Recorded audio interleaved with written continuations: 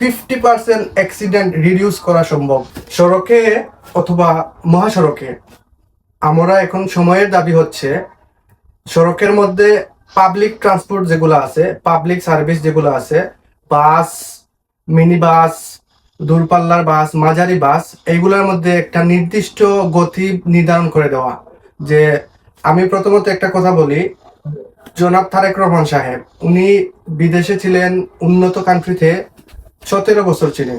উনি দেখেছেন যে মোটরওয়ে যেগুলা, হাইওয়ে যেগুলা, মহাসড়ক যেগুলো আছে, ওইগুলোর মধ্যে নর্মাল যে কার আছে বা গাড়ি আছে, ওইগুলার থেকে পাবলিক ট্রান্সপোর্ট যেগুলো আছে ওইগুলার স্পিড কম থাকে।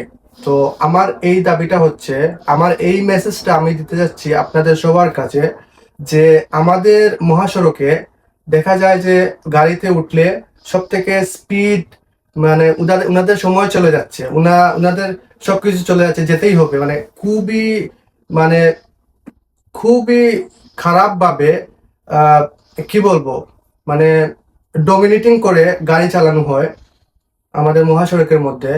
তবে রুলসটা হচ্ছে এরকম হওয়া উচিত যে মহাসড়কের মধ্যে পাবলিক ট্রান্সপোর্ট যেগুলো আছে ওইগুলো হচ্ছে নর্মাল গতিতে চলবে। হয়তো ডেস্টিনেশনে, গন্তব্যে পৌঁছতে গেলে সময় একটু বেশি লাগবে বা কম লাগবে, কিন্তু মানুষের জীবন মাল সুরক্ষিত থাকবে। প্রতিদিনই ফেসবুক খুললে, খবরের কাগজ খুললে দেখা যায় যে এখানে একটা দুর্ঘটনা হয়েছে, ওইখানে একটা দুর্ঘটনা হয়েছে। আমি একটা মেসেজ দিতে চাই পুরোপুরি, যদি গতি নির্ধারণ করে দেওয়া হয়, একটা স্পিড লিমিট যদি করে দেওয়া হয়, 50% অ্যাক্সিডেন্ট রিডিউস করা সম্ভব।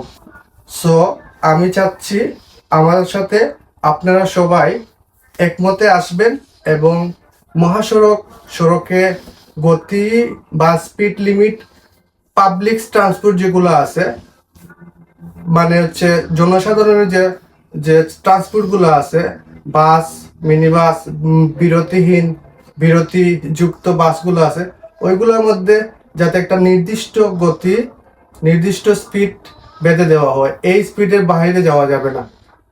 ধন্যবাদ সবাইকে।